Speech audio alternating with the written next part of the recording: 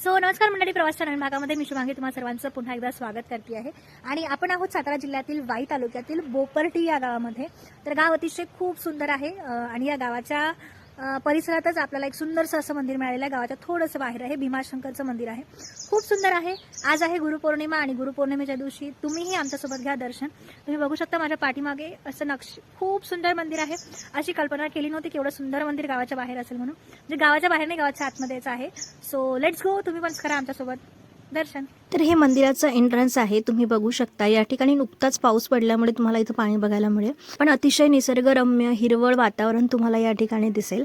मंदिराच्या आतमध्ये प्रवेश केल्यानंतर असं सुंदर नक्षीकाम केलेलं मंदिर तुम्ही बघणार. तुम्हाला असं वाटणार नाही तुम्ही एखाद्या छोट्याशा गावामध्ये आहे म्हणून. अतिशय ऐतिहासिक काळातलं मंदिर हे जणू तुम्हाला दिसणार.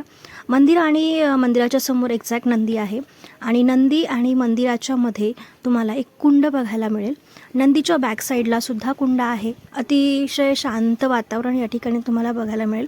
तुम्ही जर या भागामध्ये येत असाल तर या ठिकाणी नक्की व्हिजिट करा, अतिशय सुंदर आहे. सो पटापट दर्शन करून घ्या आणि हो, व्हिडिओला लाईक, शेअर अँड कमेंट करायला विसरू नका.